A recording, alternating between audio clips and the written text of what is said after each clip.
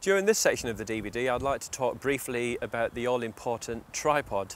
Now, the tripod that I would recommend for this Panasonic rig is the Vinton Vision 5AS.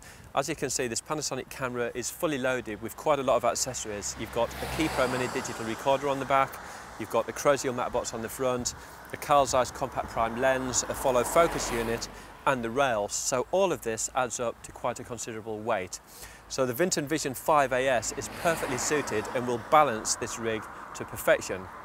If you're going to be using a Panasonic camera in its basic bare bones form, just a camera on its own with no recorder, no matte box, no follow focus system and no heavy lens, just say for example a basic lightweight Panasonic Lumix lens, then this tripod would be a little bit over the top and it wouldn't balance it properly. The string would be too strong.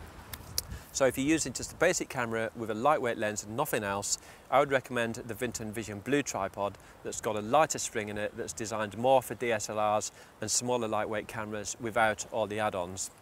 So this tripod here, the Vinton Vision 5AS, is available in various guises. It's available in carbon fibre or aluminium alloy, and as a single stage or a two stage, and with either a mid-level spreader or a floor spreader. Now the one that I've got here is the carbon fibre model, which I prefer. The main difference between carbon and aluminium is the carbon fibre won't rust or corrode in salt water, whereas the aluminium one will. But the aluminium one can be repaired if it's dented, for example, whereas the carbon fibre can't really, or it's a lot more difficult to. Another advantage the carbon fibre one has is it's a more rigid material, so there's less chance of getting leg twist during a panning shot, especially if you do fast whip pans with a certain amount of drag. It's also a more lightweight material, and I just prefer it because I think it just looks a lot sexier. I just prefer the way it feels and handles. So at least Vinton have given you the choice there. You can have either aluminium or carbon fibre. Now this model I've got here is a single stage, which basically means it's only got one leg locking system with the legs in two parts. It's also available as a two-stage one, which means the legs will be in three sections with two of these locking levers at different sections. Now again, it's a personal choice. I prefer a single stage tripod because it's quicker and easier to set up, because you've only got three of these leg lock systems instead of six. And if you're working outside in the cold, it's really much more forgiving having just three of them to work with. But again, that's my personal opinion.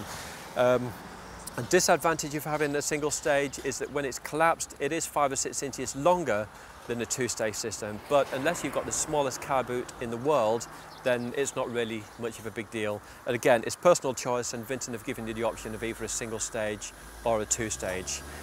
The 5AS I'm using here is the mid-level spreader version, which is my personal choice, simply because I don't like having to get down on my hands and knees to mess around with floor spreaders. This is fully automated, so when you pull one leg out, the other two will automatically open with it, and it's just a very quick and easy system to work with. With the floor spreaders, I've always felt that they're designed more for studio use, or if you're shooting indoors in offices where you've got a nice, true, flat floor. But when you're working outdoors, in locations like this, for example, you might have an uneven floor, and having a mid-level spreader with 3 feet is just a much easier system to work with. But again, Vinton have given you the choice. You've got a mid-level or a floor spreader. The choice is yours entirely.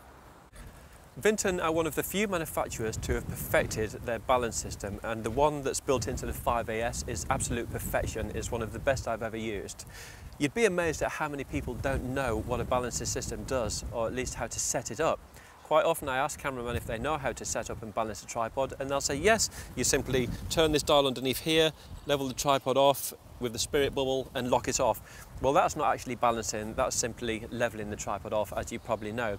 Now, you may or may not know how to balance a tripod with a system like this. If you do, I'm going to run you through the process of doing it anyway, just to confirm it. And if you don't, then I'll run through it so I can show you how it's done properly. If you've got the tripod balanced to perfection, then I guarantee it will improve your shots so much. So what I'm going to do now is I'm just going to run through the balancing process and explain what it is and how to do it correctly.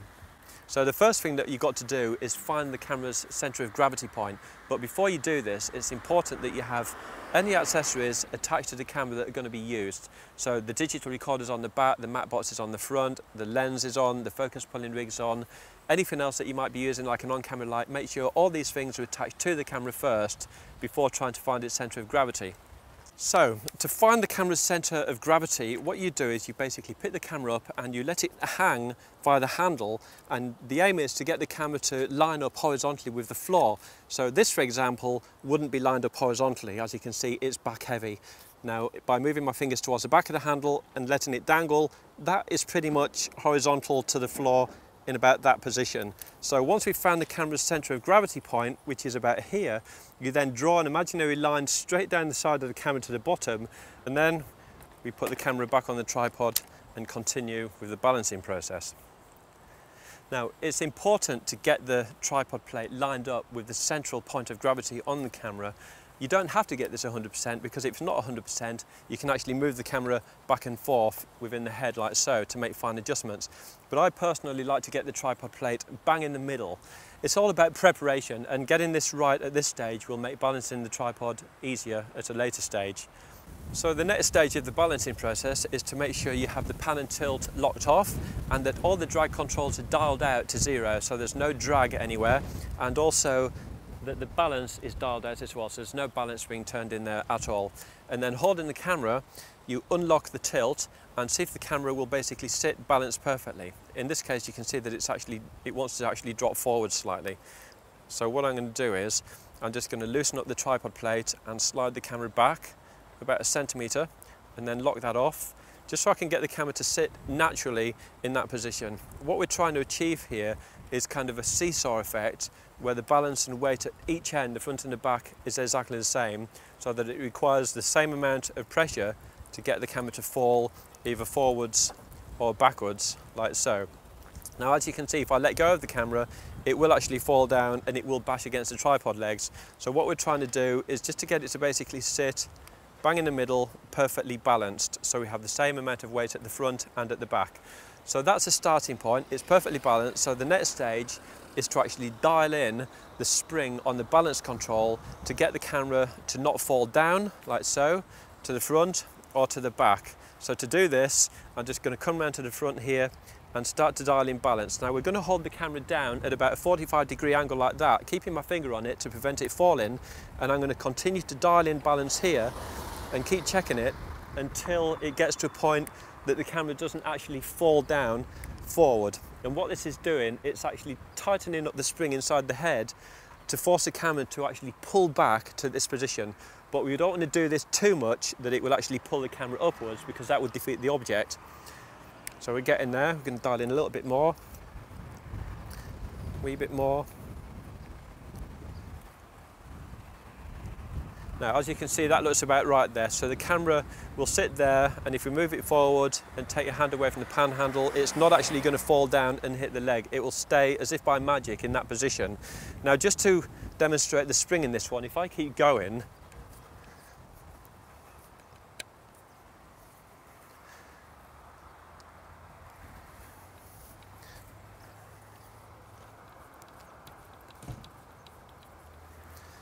as you can see there, I've dialed in too much spring tension and it wants to pull the camera back up to the horizontal position. So I'm actually going to dial some of that out until it doesn't do that, and now it will sit any position you place it in. So you've also got to check the back and make sure that the back is going to work exactly the same way as the front.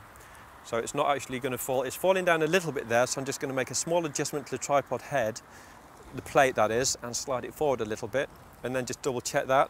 So at the front it will stay in any position, and at the back it will also stay in any position. So now we have the tripod head perfectly balanced, but we still don't have any drag dialed in. So I'm actually going to dial in just a small amount of drag. I like to put it to about number 3.